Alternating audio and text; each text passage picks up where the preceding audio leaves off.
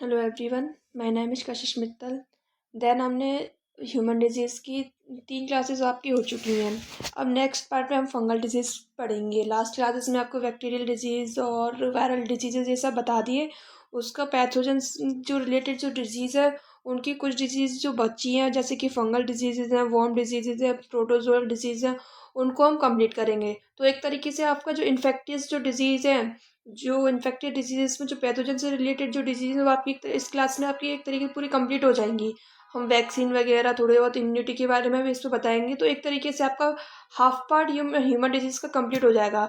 बाकी आपकी जो डिजीज़ बचेंगी वो बचेंगी, सिंड्रोम्स बचेंगी, कॉग्निशियल डिजीज़ेज बचेंगी, कुछ आपकी हार्मोनल डिजीज़ेज और मेल न्यूट्रिशन तो आपके जो सिलेबस में अलग से दे रखा है, तो उसको हम सेम डिटेल फॉर्म में अलग से पढ़ेंगे। उसमें विटामिन से रिलेटेड, मिनरल से रिलेटेड डिजीज़ है, उनकी नेक्स्ट क्लास में अलग से क्लास दी जाएगी। तो हम आज इसमें कौन सी पैथोजन से रिलेटेड जो सारी डिजीज़ है उसको कंप्लीट करेंगे। तो सबसे पहले हम पढ़ेंगे फंगल डिजीज़। फंगल डिजीज़ में हमें कुछ ज़्यादा डिटेलिंग में पढ़ना नहीं है, ज़्यादा हमें कोई प्रेशर नहीं लेना है। इसमें केवल हमें नाम पता होना चाहिए कि कौन सी डिजीज़ फंगल से रिलेटेड है, और ज़्यादा से ज़्यादा हमें उस फंगस का नाम पता होना चाहिए, और हमें इसके बारे में कुछ ज़्यादा डिटेल में पढ़ना नहीं है, हमें नीड नहीं है, डायरेक्ट इसमें से नाम आते हैं तो हम पढ़ेंगे। और ये थोड़ा मैंने आपको पहली क्लास में भी क्लासिफिकेशन बताया, तो उसमें भी मैंने आपको फंगल डिजीज़ के नाम एक ट्रिक के बेस पर अलग से बता रखी है। आपने वो क्लास ले रखी होगी तो आपको पता होगा। तो हम यहाँ पे थोड़ी अब फंगस की डिटेल में पढ़ेंगे कि कौन किस फंगस से कौन सी डिजीज़ होती है। फर्स्ट है अपनी वर्ल्डनेस, इसको हम गंजापन कहते हैं। ये किस फंगस से होती है? इसको उसका नाम है उसका टीनिया कैपिटिस फंगस। और सेकंड जो डिजीज़ है अपनी स्कैबीज, स्कैबीज होती है वो अपनी खास खुजली हो जाती है, रैशेज हो जाती है, अपनी जो सर में डेंड्रफ भी हो जाती है ना, वो भी एक फंगस का एग्जाम्पल है। इसको हम यहाँ पे लिख भी सकते हैं। डेंड्रफ, डेंड्रफ भी होती है, वो अपनी फंगस से होती है, और अपने जो बाल गिरते हैं और काफ़ी दिक्कत होती है, खुजली हो जाती है सर में, काफ़ी फंगल सा इन्फेक्शन सा हो जाता है, वो फंगस से रिलेटेड होती है। तो वो स्पेशल जो गंजापन होता है, बाल गिरते हैं, अपने हेयर लॉस होता है, उस फंगस का नाम है टीनिया कैपिटिस फंजाई। सेकंड है स्कैबीज, इसको हिंदी में बोलते हैं खास खुजली, फंगस के हो जाती है। फंगस कैसे ग्रो करता है? ह्यूमिड प्लेस होता है, वार्म प्लेस हो, ह्यूमिडिटी हो, वहाँ पे पानी गीला होता है, टॉवल गीली टॉवल हो, उससे फंगस हो जाता है। ज़्यादा गीला रहता है वहाँ पे हो जाता है, ह्यूमिडिटी की प्लेस हो वहाँ पे हो जाती है फंगस। वहाँ पे क्या होती है, आपने क्या देखा डेली बेसिस में, नॉर्मल में भी हो जाती है, गर्मियों में पसीना आता है तो आपकी गर्दन वगैरह पे हो जाती है, वो फंगस से रिलेटेड होता है, फंगाई से होता है वो सब। तो खास खुजली की जो प्रॉब्लम हो जाती है वो सब फंगल डिजीजेज होती है, फंगस की वजह से रिलेटेड होता है। तो इसके जिसको जो खास खुजली है, इसको इंग्लिश में स्कैबिस बोलते हैं। वो किस फंजाई से होता है? वो होता है एस्किरस स्कैबिस फंजाई। इसमें ज़्यादा लोड लेने वाली बात ही नहीं है, इसमें उसके नाम में भी थोड़ा थोड़ा आपको क्या रिलेटेड मिल जाएगा। तो स्कैबिस फंजाई, इसका हमें कि यही याद करना है, एक्सकेरस। बाकी का स्कैबिस फंजाई वो एज इट इज उसमें है ही। सेकंड है आपकी एथलीट फूड, इसको टीनिया पेडिस भी बोलते हैं। ये क्या होता है, अपनी जो एरिया फट जाती है, हिल क्रैकिंग हो जाती है, वो ही फंगस फंगस डिजीज होती है। ये फंगस से रिलेटेड होता है। इसमें भी तो कौन कौन से फंगाई से रिलेटेड होता है, उसके नाम है ट्राइकोफायोटन, एपिडर्मोफायोटन फंजाई। इन दोनों फंजाई से क्या होता है? एथलीट फूड होता है। इसको दूसरे नाम से किससे जाना जाता है? Tinea pedis. इसमें क्या होती है, अपनी एरिया क्या होती है, क्रैक हो जाती है। डेली बेसिस पे भी अगर आपने फील किया होगा, नोटिस किया होगा, तो ह्यूमिड गर्म से ठंडे में जाने में सबसे ज़्यादा हिल्स क्रैकिंग होती है। तो ये किससे होता है? ये भी एक फंगल डिजीज होती है, एक फंजाई की वजह से होती है। उनका नाम क्या है? Trichophyton, Epidermophyton. और एक होती है रिंग, जो दांत कहते हैं। ये तो आपने देखा होगा, रेड रेड गोल गोल दांत सी हो जाती है, वो अपने पसीने से भी हो जाती है, गर्मी में ज़्यादा पसीना आता है उससे हो जाती है। तो इसमें भी कोई ये भी क्या है, फंजाई की वजह से होता है। इसमें कौन कौन सी फंजाई रेस्पॉन्सिबल है? उसका नाम है ट्राइकोफायोटन, माइक्रोस्पोरम, डर्मोफायोटिस। ये केवल आपको केवल नाम याद ध्यान रखने, थोड़ा थोड़ा तो एक तो दो तीन बार इसको रिपीट करोगे, आपको एक बार फिर आपके माइंड में सेट हो जाएगा, ज़्यादा लोड लेने वाली बात नहीं है। और नेक्स्ट डिजीज कौन सी? अस्थमा एस्परगिलिस।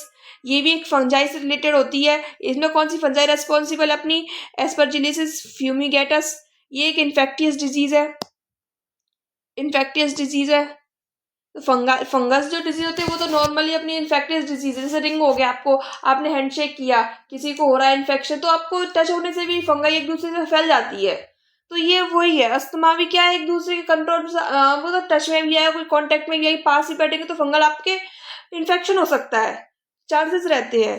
ब्लैक फंगस, आपने ब्लैक फंगस पढ़ा होगा, काला फफूंद लग जाता है, जैसे अचार वगैरह में हो जाता है, बहुत सी जगह में हो जाता है, तो ब्लैक फंगस देखने को मिलती है। वो किससे होती है? वो अपनी होती है म्यूकरमाइकोसिस फंजाई से होती है।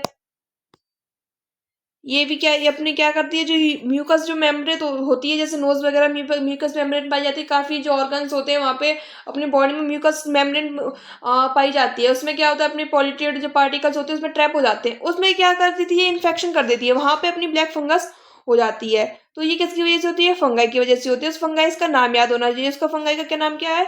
म्यूकरमाइकोसिस। ये तो इसके थोड़े नाम आपको क्या पढ़ेंगे, टिपिकल से पढ़ेंगे, लेकिन आपको बार बार पढ़ोगे, साइंस स्टूडेंट हो तो आपको तो पता ही होगा, साइंस में तो ऐसे ही वर्ड्स आते हैं, तो आपके लिए कोई टफ नहीं है। आर्ट्स का स्टूडेंट पढ़ता है तो उसके लिए काफी ज्यादा टफ पढ़ते हैं। केवल आपको इतना ही पढ़ना है फंगस से रिलेटेड, और कुछ एक्स्ट्रा आपको पढ़ने की नीड नहीं है। नेक्स्ट डिजीज पढ़ेंगे तो वॉर्म डिजीज, इसको हेलमिंथिस भी बोलते हैं।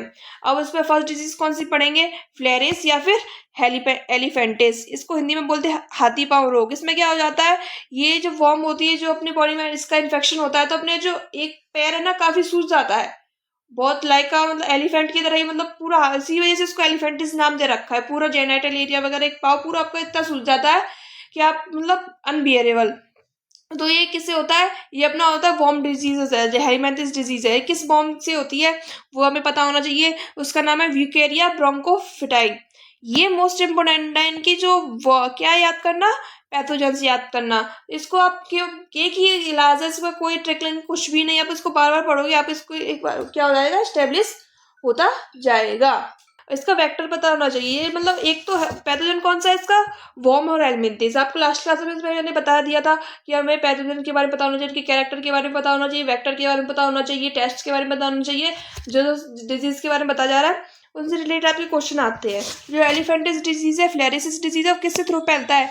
ये अपना फीमेल क्यूलेक्स मॉस्किटो फैलता है। ये मैंने आपको अलग से कैटेगराइज करके फर्स्ट क्लास सेकंड या सेकंड क्लास में भी बता रखा है कि किस वेक्टर से कौन सी डिजीज फैलती है। तो हमें इसका जो वेक्टर है अच्छे से याद होना चाहिए। ये और ये क्या, और उसमें जो कैरेक्टर्स क्या होते हैं, जो लिम्फ सेल्स, लिम्फ वेसल्स होती है, लिम्फ वो होती हैं अपनी बॉडी में, लिम्फ नोड्स पाई जाती है, लिम्फ वेसल्स पाई जाती है, उसमें क्या स्वेलिंग हो जाती है, अपना जेनाइटल ऑर्गन भी इफेक्ट होता है। मैंने अभी भी बताया था आपको, अगर फ्लेरिसिस डिजीज होती है, एलिफेंटिस डिजीज होती है, तो आपको एक पूरा पैर का तो स्वेल हो जाता है, उसके साथ साथ अपना जेनेटल एरिया भी क्या हो जाता है, कवर होता है, तो वो भी इसमें क्या हो जाता है, इन्फेक्शन हो जाता है, क्रोनिक इन्फ्लेमेशन हो जाता है, एक तरह स्वेल सूज जाता है, और बहुत ज़्यादा मतलब डिफॉर्मिटीज आ जाती है, बहुत मतलब इनफर्टिलिटी आ जाती है, काफ़ी सारी इफेक्ट होते हैं इस डिजीज के। तो ये फ्लैरेसिस काफ़ी बहुत खतरनाक बीमारी होती है, फिर इसको किसकी वजह से होती है, बॉम्ब की वजह से होती है। और ये क्या होता है, क्यूलक्स मच्छर क्या होते हैं, वो उसको फैलाते हैं। पॉल्यूटेड फूड हो गया, पॉल्यूटेड वाटर हो गया, पॉल्यूटेड जगह पे होती है, वहाँ पे ये वर्म डिजीज या हेलमिंथिस पाई जाती है। ये तो उसके थ्रू ये क्यूलेक्स मॉस्किटो क्या आता है, वहाँ से वो लाके आपके फूड आपको इन्फेक्टेड कर देता है। वहाँ से वर्म डिजीज हेलमिंथिस का बैक्टीरिया या फिर पैथोजन ले आया अपने साथ, आपके फूड आपके वाटर में ट्रांसफर कर देता है, उसके थ्रू आपकी बॉडी में आ जाता है। तो इस वजह से क्या होता है, फ्लेरेसिस एलिफेंटिस होते हैं। पुराने टाइम में ये कुएं का, लोग बाग ज्यादातर कुएं का पानी पीते थे, तालाब का पानी पीते थे, तो वहाँ पर पुराने जमाने में बहुत ज्यादा मैक्सिमम चांसेस हो रहते थे इसको होने के। आजकल इतने कम देखे जाते हैं। ये पॉल्यूटेड फूड वाटर से ये फैलने के ज्यादा चांसेस रहते हैं इनके वॉर्मो हेलमिंथिस डिजीज के। नेक्स्ट डिजीज का नाम क्या है अपना, नारू रोग या बाला रोग, इसको इंग्लिश में बोलते हैं ड्रैकोनोलोसिस डिजीज बोलते हैं। इसका जो वॉर्म, जो इसका पैथोजन का जो रेस्पॉन्सिबल है वो ही इसकी क्या डिजीज है। इसको पर हिंदी में क्या बोलते हैं, नारू रोग या बाला रोग। आपका क्वेश्चन सही होना चाहिए, हिंदी इंग्लिश में कोई मतलब नहीं है। अगर आपको हिंदी में समझ में आ रही है डिजीज कौन सी है, तो आप वहां से अपना क्वेश्चन सही करके आ सकते हो। और ये आपको इंग्लिश में इसको क्या बोलते हैं, ड्रैकोनोलोसिस ही डिजीज ही बोलते हैं। और इसकी वॉर्म कौन सी है, ड्रैकोनोलोसिस डिजीज। इसमें क्या होते हैं, बच्चों के पेट में, छोटे छोटे बच्चे होते हैं उनके पेट में क्या कीड़े पड़ जाते हैं। क्यों पड़ जाते हैं, गंदी जगह मिट्टी खाते हैं बच्चे, घूमते रहते हैं, और पॉल्यूटेड खाना पीना हो जाता है, कुएं का पानी पीते हैं। पुराने वही आपके पुराने जमाने में सबसे ज्यादा मैक्सिमम चांसेस थे वॉर्म और हेलमिंथिस डिजीज के, क्योंकि पॉल्यूटेड पानी पीते थे। कुएं का पानी हो गया, तालाब का पानी हो गया, उसमें क्या मतलब ये पैथोजेंस कीड़े मकोड़े ज्यादा ही पाए जाते थे। तो उसमें ये क्या होता है, इसका मेन कैरेक्टर क्या है कि बच्चों के पेट में क्या होता है, कीड़े पड़ जाते हैं, क्योंकि ये मिट्टी वगैरह में खेलते हैं, गंदी जगह पे खेलते हैं, तो पता नहीं चलता कि कौन सा पैथोजन कब उनकी बॉडी में एंटर कर रहा है। नेक्स्ट डिजीज कौन सी है अपनी, टीनियसिस। तो इसका जो पैथोजन है उसके इसी के सेम नाम पे इसका रिलेट कर रहा है, तो उसमें भी आपको ज़्यादा दिमाग लगाने की भी नीड नहीं है। टीनिया सोलियम, इसका पैथोजन का क्या है नाम, अच्छे से याद होना चाहिए। इसका जो ऑर्गन ऑफ इफेक्ट होता है वो हमें पता होना चाहिए, वो कौन सा होता है, इंटेस्टाइन होता है, अपने इंटेस्टाइन में इफेक्ट करता है। और ये कहाँ से होता है, कच्चा मांस खाने से होता है। कच्चा मांस आप किसी का मतलब यहाँ पे मैंने मेंशन कर रखा है पिक का होना चाहिए, लेकिन आप कच्चा मांस ऐसे किसी का भी खाते हो एक्सपाइजर, उसकी उस कच्चे मांस से ये रोग आपका फैलता है। नेक्स्ट चीज हम पढ़ेंगे एस्केरिसिस। एस्केरिसिस एस्केरिसिस सॉरी नेक्स्ट चीज अपनी एस्केरिसिस। ये किस वर्म से फैलता है, तो ये होता है एक राउंड वर्म होती है। राउंड वर्म मैंने यहाँ पे क्यों लिख रखा है, जो वर्म होती है हेलमिंथिस होती है आपकी डिफरेंट डिफरेंट शेप की बेस पे कैटेगराइज रहती है। फाइबर के फॉर्म में यानी फ्लेरिसिस वर्म होती है, राउंड वर्म होती है, और भी डिफरेंट डिफरेंट टाइप्स होते हैं, उनकी शेप के फॉर्म में होती है। तो ये एक तरीके का राउंड वर्म होता है, उसका नाम क्या है, वुकेरिया फ्लेरिया। तो इससे क्या होता है, एस्केरिसिस होती है। तो इसमें क्या क्या होता है, किससे फैलता है, कॉन्टेमिनेटेड फूड हो गया, सॉइल हो गया, वाटर हो गया, प्लांट्स हो गया, उसके थ्रू फैलता है। और ये किसको इफेक्ट करता है, अपने इंटेस्टाइन को इफेक्ट करता है। ये टीनिया भी अपने इंटेस्टाइन को इफेक्ट करती है, ये भी करती है, अपनी लार्ज इंटेस्टाइन को इफेक्ट करती है। तो इसमें क्या होता है, अपने कैरेक्टर्स क्या, पेट में दर्द होता है, फीवर आ जाता है, सांस लेने में दिक्कत होती है, अपनी जो ब्लॉकेज हो जाती है, इंटेस्टाइन में ब्लॉकेज हो जाता है, अच्छे से डाइजेशन नहीं हो पाता, और एनीमिया भी हो जाता है। ये मोस्ट इम्पोर्टेंट है, ये दोनों, ये एनीमिया अच्छे से पता होना चाहिए। अब ये एस्केरेसिस में क्या होता है, वही अपने पॉल्यूटेड फूड होता है, पॉल्यूटेड वाटर होता है, और उससे उसके थ्रू क्या होता है, न्यूट्रिएंट्स अपने प्लांट्स में क्या कर जाते हैं, सोख कर लिए जाते हैं। पॉल्यूटेड फूड हो गया, पॉल्यूटेड वाटर हो गया, उसमें क्या है, एस्केरेसिस का क्या है, वर्म है, वो वही बैक्टीरिया अपने प्लांट्स के थ्रू आगे अपने खाने में आ गया, वही खाना हम अपने खा लेते हैं। तो क्या होता है, अपने अंदर वो पैथोजन क्या जाता है, आ जाता है, तो उसके इफेक्ट करता है। तो अपने ये क्या स्पेशल इसमें क्या होता है, इंटेस्टाइन पे इफेक्ट करता है, अपने डाइजेशन में दिक्कत हो जाती है।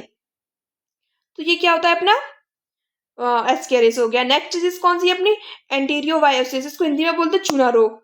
और इसका वोम क्या है, जैसे हमने नारू रोग या बाला रोग पढ़ा था, उसका सेम क्या है, इसका भी क्या है, वोम सेम है। इसमें क्या है, एंटीरियोवायसिस वोम है।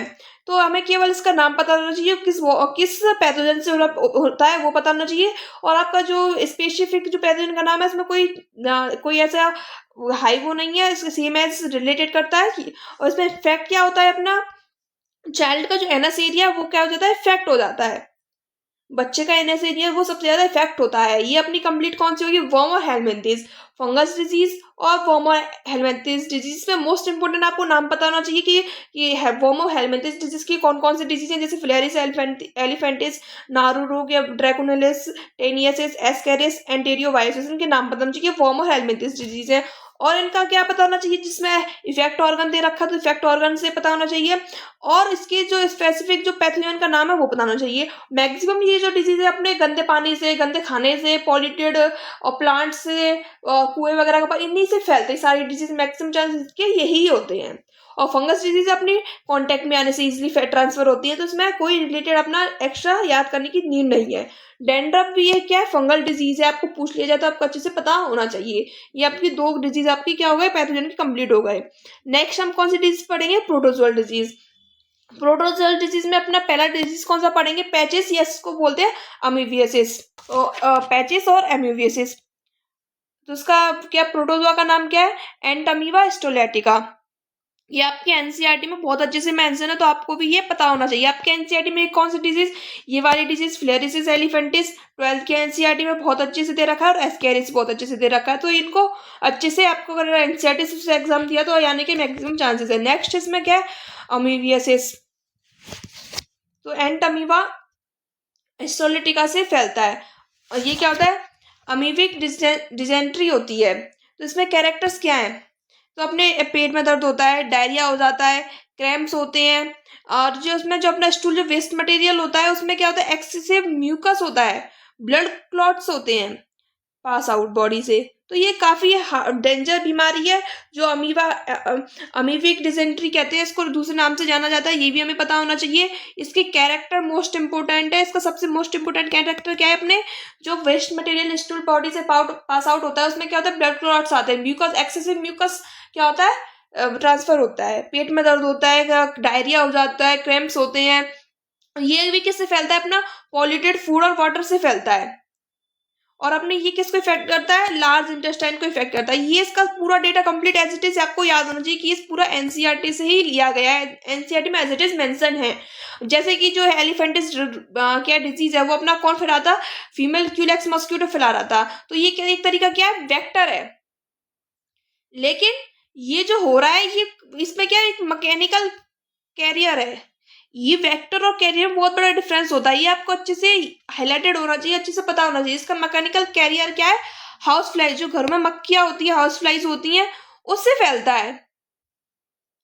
समझ में आ रहा है आपको, मतलब आपको एक जगह से ले जाके मक्खियां क्या करती है, एक जगह से गंदगी मतलब चीजों पे बैठ रहे हैं, गंदी पॉल्यूटेड चीजों पे बैठ रहे हैं, वहां से क्या अपने साथ ले जाकर दूसरी चीजों पे बैठ रहे हैं तो वहां पे फैल रहा है, वहां से तीसरी चीजें हो तो वहां पे फैल रहा है। तो एक तरीके क्या मैकेनिकल केयर है, वेक्टर नहीं है। ये दोनों वर्ड में आपको अच्छे से क्लियर होना चाहिए।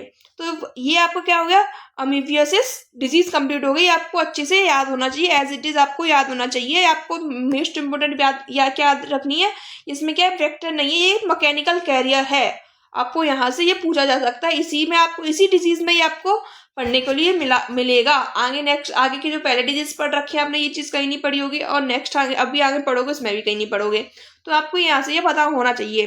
नेक्स्ट डिजीज कौन सी है, स्लीपिंग सिकनेस। इसको अफ्रीकन स्लीपिंग सिकनेस भी बोलते हैं। अनिद्रा रोग होती है, हिंदी में बोला जाता है। ये होती है आपके किससे होती है, प्रोटोजोअल डिजीज के अंदर आती है। किस प्रोटोजोआ से होती है, तो ट्रिप्नोसोमा प्रोटोजोआ से होती है। और इसमें क्या पढ़ेंगे अपन, देखो यहाँ पे ये क्या पढ़ेंगे, वेक्टर। ये होता है वेक्टर, ये होता है प्रोटोजोआ में पढ़ा हमने, एमोवियसिस जो डिजीज पढ़ी इसमें क्या था, ये मैकेनिकल कैरियर था, वेक्टर नहीं था। तो कौन सी फ्लाइज से होती है, सी फ्लाइज। तो अच्छे से इसमें स्पेलिंग का ध्यान रखना।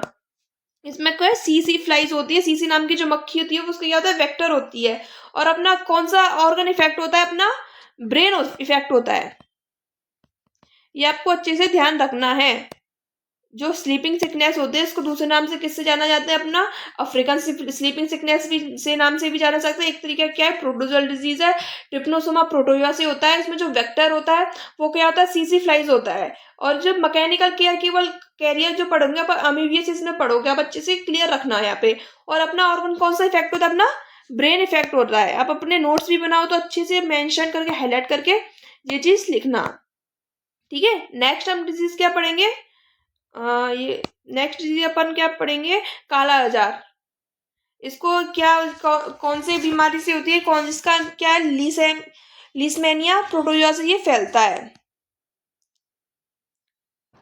या इसको इंग्लिश में भी लीसमेनिया फीवर बोलते हैं, हिंदी में काला आजार बोलते हैं। इसका वेक्टर का नाम क्या है, सैंड फ्लाई। जो सैंड रेत बालू रेत में जो मक्खी पाई जाती है उसको कहते हैं सैंड फ्लाइज। इसके थ्रू ये क्या फैलती हैं, क्या इसको क्या फैलता, लेसमेनिया जो डिजीज है प्रोटोजोअल डिजीज है, किसका वेक्टर क्या है, सैंड फ्लाइज होती है, रेतीली मक्खी होती है, उनके थ्रू ये फैलती हैं। और इसको जो इन्फेक्शन कहाँ कौन से पार्ट को करता है, अपनी आरबीसी को करता है, स्प्लीन होती है, लिवर साइज होता है, उनका क्या कहता है, बढ़ा देता है। ये क्या होता है, इसका इन्फेक्टिशियस और इसका कैरेक्टर्स होते हैं। तो ये आपको अच्छे से पता होना चाहिए। आपको ज्यादा मतलब ज्यादा कोई लोड देने वाली बात नहीं है। काला आजार इसको इंग्लिश में लेसमेनिया बोलते हैं, लेसमेनिया प्रोटोजोआ से ही होती है। इसमें वेक्टर कौन सा, सैंड फ्लाई होता है। और कौन से ऑर्गन को इफेक्ट करता है, अपनी आरबीसी को इफेक्ट करता है, स्प्लीन को इफेक्ट करता है, लिवर को इफेक्ट देता है। इफेक्ट क्या करता है, इनकी साइज में क्या करता है, इंक्रीज कर देता है। बस आपको ज्यादा डिटेल में जाने की जरूरत नहीं, ज्यादा समझने की कोई नीड है, आपको एज इट इज ये यहाँ पे ये याद होना चाहिए। नेक्स्ट कौन सी डिजीज है, अपनी पायरिया।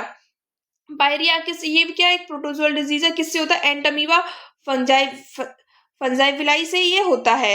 इसमें क्या होता है, अपने गम्स होते हैं, उसमें क्या होती है, पस पड़ जाती है। तो आपने पायरिया के ऊपर क्या होता है, इसमें मुंह में से अजीब सी स्मेल आती है, तो वो प्रोटोजोआ की वजह से आती है। तो अपने गम्स इफेक्ट होते हैं, अपने गम्स या टीथ इफेक्ट होते हैं। ये आपको अच्छे से पता, ये तो आपको नॉर्मल बेसिक पे वैसे भी पता होगा, अगर आप नहीं पढ़ो तो। गम पायरिया में क्या होता है, अपना मुंह दांत इफेक्ट होते हैं, इसमें से कम में फंस पड़ जाती है, मसूड़ों में स्मेल आती है गंदी, तो ये पायरिया होती है, प्रोटोजोअल डिजीज होती है। ल्यूकोरिया ल्यूकोरिया है, ये गलती से यहाँ पे गलत लिख गया है, ल्यूकोरिया, ये डिजीज है ल्यूकोरिया। ये क्या है, एक तरीके की एसटीडी डिजीज है। मैंने ये अलग से नीचे भी बता रखा है, इसको दोबारा से आपको ये पढ़ने में आएगा। ये क्या ल्यूकोरिया क्या है, इसमें प्रोटोजोआ से होता है। इसमें कोई स्पेसिफिक मेंशन नहीं है कि ये प्रोटोजोअल डिजीज है। ये अपनी फंजाई की वजह से भी हो सकता है, बैक्टीरिया की वजह से भी हो सकता है, लेकिन आपको ये केवल ये क्या याद रखना है, यहाँ पे एक ही चीज याद रखनी है कि ये ल्यूकोरिया है, क्या है, अपनी एक एसटीडी डिजीज है। ये पता होना चाहिए बस, ये मोस्ट इम्पोर्टेंट है। इसमें कोई पैथोजन अपना कोई क्या स्पेसिफिक नहीं होता कि ये हम प्रोटोजोअल है, ये फंजाई से भी हो सकता है, बैक्टीरिया से भी हो सकता है, वायरस से भी हो सकता है। तो ये ल्यूकोरिया मतलब इसका कोई स्पेसिफिक क्या पैथोजन नहीं है, लेकिन यहाँ पे मैंने प्रोटोजोन में इसको पढ़ते भी हैं, तो मैंने यहाँ पे मेंशन कर रखा है स्पेसिफिक। और अपना एक प्रोटोजो और है नीचे से मैंने अलग से लिख रखा है, उससे भी ये होता है। ये फीमेल जेनेटल एरिया क्या होता है, इससे इफेक्ट होता है। वैसे वाइट वाटर प्रॉब्लम होती है फीमेल्स में, क्या कौन सी दिक्कत होती है, सफेद पानी की जो दिक्कत होती है वाइट वाटर, वो यही डिजीज है। इसको क्या कहते हैं, ल्यूकोरिया बोलते हैं, ल्यूकोरिया बोलते हैं। ये प्रोटोजोआ से भी हो सकता है, यीस्ट कैंडिडेट जो फंजाई होते हैं उससे भी हो सकता है। तो केवल आपको यही याद रखना है कि ये क्या सेक्सुअली ट्रांसमिटेड डिजीज है, बस ये पता होना चाहिए। ये आई थिंक मैंने उधर मेंशन भी नहीं कर रखा, तो आप उधर ही इसको एसटीडी डिजीज में अलग से मेंशन कर रख सकते हो कि ल्यूकोरिया क्या एक एसटीडी डिजीज है। नेक्स्ट हम पढ़ेंगे मलेरिया, इसको हम डिटेल में पढ़ेंगे। इसमें से बहुत अच्छे क्वेश्चन आपके एलडीसी में भी आ रखे हैं, अच्छे से क्वेश्चन पूछे जाते हैं। बाकी इधर तो आपको थोड़ा थोड़ा पता होना चाहिए तो आपका काम चल जाएगा, लेकिन हम इसको मलेरिया को डिटेल में पढ़ेंगे। इसको हम क्या कहते हैं, कोल्ड फीवर भी कहते हैं। इसका किस पैथोजन से होता है, ये अपना होता है प्लाज्मोडियम से होता है। किससे फैलता है, प्लाज्मोडियम से फैलता है। ये अच्छे से इसका पैथोजन भी, इसका एक एक वर्ड आपको अच्छे से पता होना चाहिए। आपका सारे एक एक वर्ड इंपॉर्टेंट है यहाँ पे जो लिखा है, कुछ भी एक्स्ट्रा नहीं है। सारे क्वेश्चन आपको पीवाईक्यूज में आ रखे हैं कहीं ना कहीं पे, वही मैं यहाँ पे मेंशन है। तो इसका वेक्टर क्या है अपना, फीमेल एनाफिलिस मॉस्किटो। सारे मैंने अलग से बता रखे हैं, कोई भी यहाँ पे नई बात नहीं है। इसके कैरेक्टर्स क्या है अपना, हाई फीवर हो जाता है, कपकपी बन जाती है, ज़्यादा ठंड लगती है मलेरिया में।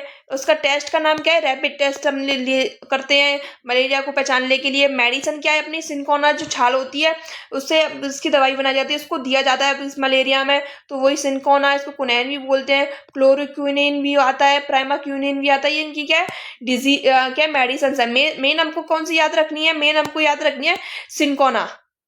सिनकोना जो पेड़ की जो छाल होती है वो इसकी मेडिसिन में क्या कर की जाती है, यूज की जाती है। तो सबसे मोस्ट इंपोर्टेंट अपन को यही याद रखना है, सिनकोना, या इसको हिंदी में कुछ और बोलते हैं, उसको ये याद रखना है। और मलेरिया के क्या होते हैं, टाइप्स होते हैं, 4 टाइप्स आपको एज इट इज एनसीईआरटी में मेंशन है।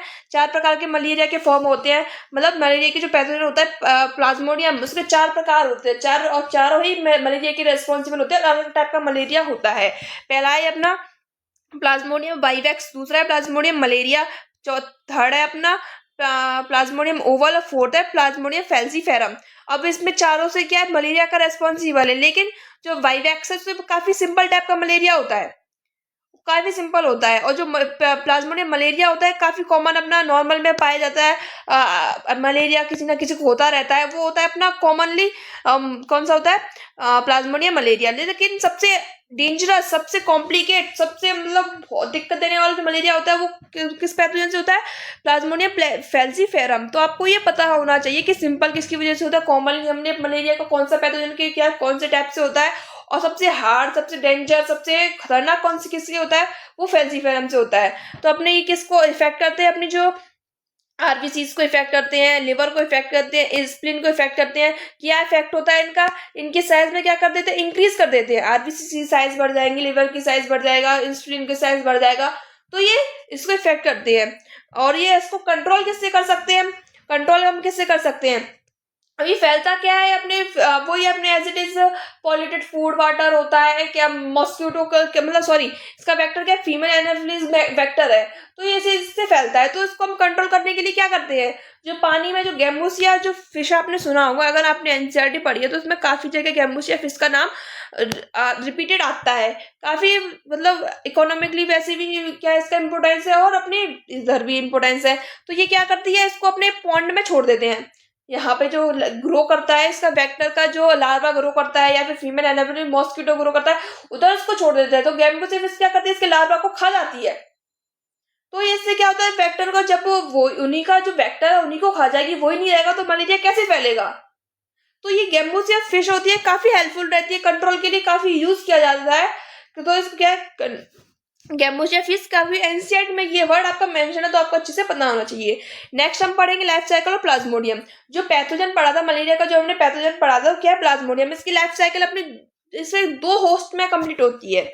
ये इसका मोस्ट इंपोर्टेंट, इसको हम इसमें से काफी रिपीटेड क्वेश्चन आ रखे हैं और आपके एनसीईआरटी में काफी डिटेल में मेंशन है, तो मोस्ट इंपोर्टेंट पार्ट है, तो इस वजह से हम यहाँ पे डिटेल में पढ़ेंगे। तो हम यहाँ पे क्या पढ़ेंगे, अब प्लाज्मोडियम का लाइफ साइकिल पढ़ेंगे। प्रोटोजोआ का मलेरिया का नहीं पढ़ रहे हैं हम, जो पैथोजन है उसका प्लाज्मोडियम है, वो मतलब उसका लाइफ साइकिल पढ़ेंगे, वेक्टर में कैसे मतलब ग्रो करता है, कैसे फैलता है। तो उसके 2 होस्ट है, हमें पहले बात यही बताना चाहिए कि 2 होस्ट होंगे, यानी कि उसका मतलब क्या होगा, ये ग्रो करता है ना अपनी 2 बॉडी में करता है। पहले अपने करेंगे ह्यूमन में भी करेगा, और हाफ साइकिल इसकी किसमें पूरी होगी, मॉस्किटो यानी फीमेल कौन सी, एनाफिलिस मॉस्किटो के अंदर पूरी होगी। कैसी होगी वो हम पढ़ेंगे। जो मच्छर है, अब जैसे फीमेल की एनाफिलिस मॉस्किटो में खा लिया, उसके अंदर क्या होगा, पैरासाइट होगा, पैथोजन होगा प्लाज्मोडियम का। तो उसके थ्रू उसने इंसान को खाया, ह्यूमन को खाया, तो खाने से उसके अंदर क्या चला जाएगा, पैरासाइट उसका एंटर कर जाएगा।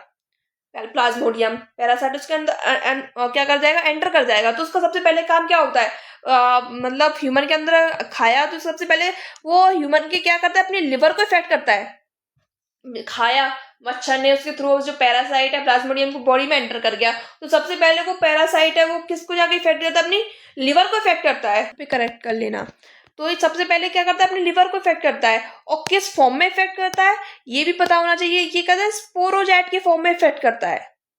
ये मोस्ट इंपोर्टेंट, यहाँ से क्वेश्चन आते हैं और आए भी हैं, तो पता होना चाहिए। सबसे पहले किसको इफेक्ट करेगा, लिवर को इफेक्ट करेगा, और ये पूछता है किस फॉर्म में इफेक्ट करता है, गैमोसाइट के फॉर्म में इफेक्ट करता है, स्पोरोजेट के फॉर्म में इफेक्ट करता है, या फिर कोई दूसरा वर्ड और दे दिया इसी से रिलेटेड। तो हमें पता नहीं, स्पोरोजेट के फॉर्म में बॉडी में एंटर करता है ह्यूमन की में। तो यहाँ पे लिख सकते हो ह्यूमन के फॉर्म बॉडी में किस फॉर्म में एंटर करता है, ये करता है स्पोरोजेट के फॉर्म में एंटर करता है। तो ये हमको पता होना चाहिए। और सबसे पहले जाके किसको इफेक्ट करता है, ये लिवर को इफेक्ट करता है। लिवर को इफेक्ट करता है तो यहाँ पे क्या करता है, अपना एसेक्सुअल रिप्रोडक्शन कंप्लीट करता है।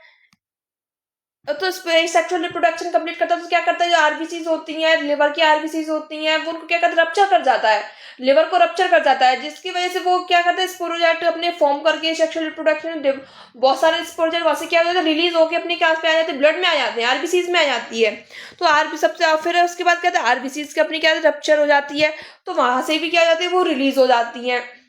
तो ये क्या होता है, मतलब क्या था, स्पोरोजेट ये सेक्सुअल रिप्रोडक्शन अपना एक तरीके से कंप्लीट कर लेता है लिवर के अंदर। तो हमें अच्छे से पता होना चाहिए। और लिवर का जो रप्चर होता है, लिवर रप्चर करके ही तो वो स्पोरोजेट अपने लिवर से बाहर आते हैं एक सेक्टर, तो वहां पे क्या अपना एक केमिकल रिलीज होता है, उसका नाम है हीमोजिन। जो हीमोजिन होता है यही क्या रेस्पॉन्सिबल होता है मलेरिया के अंदर, तो जो अपना चिल्ड फीवर रहता है, यही जो अपना केमिकल है वो रेस्पॉन्सिबल होता है। ये अच्छे से पता होना चाहिए, ये आपको अच्छे से पता होना चाहिए, ठीक है।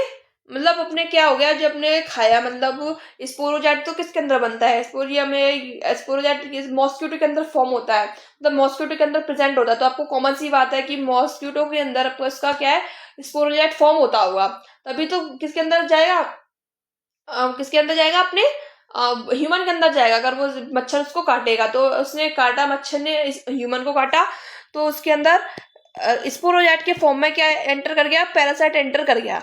जो स्पोरोजेट की प्रोसेस है हम किस में पढ़ेंगे, मॉस्किटो के अंदर पढ़ेंगे। ये यहाँ पे ये अलग से लिख रखा है, इसके अंदर स्पोरोजेट का फॉर्मेशन होगा। तो ये एंटर कर गया, तो सबसे पहले जाके किसको इफेक्ट करेगा ये पता चाहिए, लिवर को इफेक्ट करेगा। लिवर को क्यों इफेक्ट करेगा, किस फॉर्म में इफेक्ट करेगा, स्पोरोजेट के फॉर्म में इफेक्ट करेगा। ये क्वेश्चन आपके रिपीट, यही क्वेश्चन बनेंगे आपके। तो लिवर के अंदर क्या कंप्लीट करता है, अपने कौन सी साइकिल कंप्लीट करता है, अपनी एसेक्सुअल रिप्रोडक्शन कंप्लीट करता है। एक सेक्सुअल रिप्रोडक्शन कंप्लीट करने के बाद लिवर को रप्चर कर देता है, और लिवर से क्या होता है, बाहर आ जाता है। तो उस टाइम जो रप्चर होती है लिवर, तो उससे एक केमिकल रिलीज होता है, उसका नाम क्या है, हीमोजिन।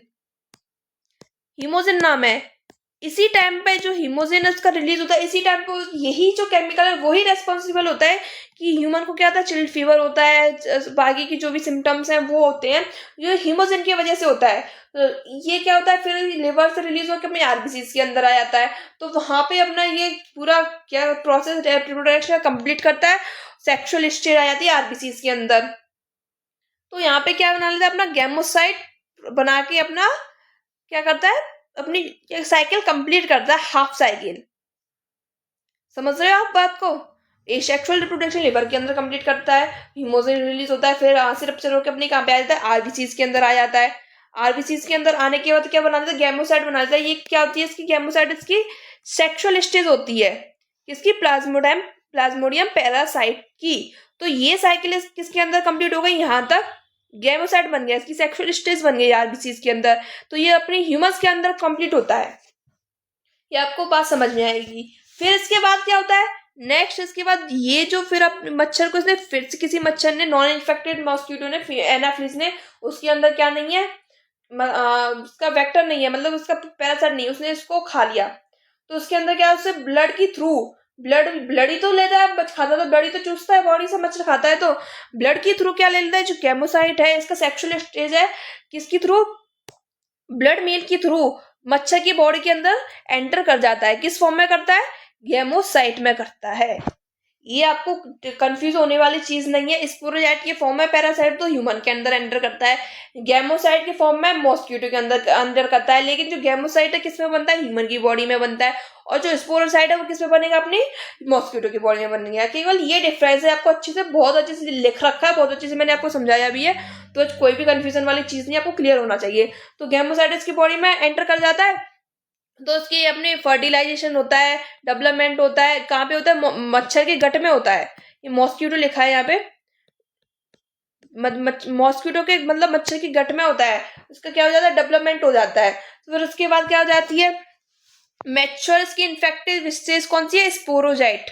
ये आपको पता होना चाहिए, इसका डायरेक्ट क्वेश्चन भी बनता है, बन सकता, बना नहीं हो तब अब भी बन सकता है कि मतलब प्लाज्मोडियम जिसकी वजह से क्या होता है, मलेरिया होता है, तो उसकी मतलब इन्फेक्टिव मैच्योर स्टेज कौन सी है, इन्फेक्टिव स्टेज कौन सी जिससे ह्यूमन इन्फेक्ट होता है, तो उसमें आंसर कौन सा करोगे, गैमोसाइट भी आए और स्पोरोजाइट, दोनों ऑप्शन में। तो स्पोरोजाइट इसकी स्टेज है, स्पोरोजाइट की वजह से ही तो लिवर पे इफेक्ट हो रहा था, लिवर अटैक कर रहा था ह्यूमन की बॉडी पे। तो ये कौन सी स्टेज, स्पोरोजाइट। तो कहाँ से कहाँ पे इसकी ग्रोथ कहाँ पे होता है, मच्छर के अंदर गट में होता है, स्टमक में होता है, गट में, या भी याद रखना।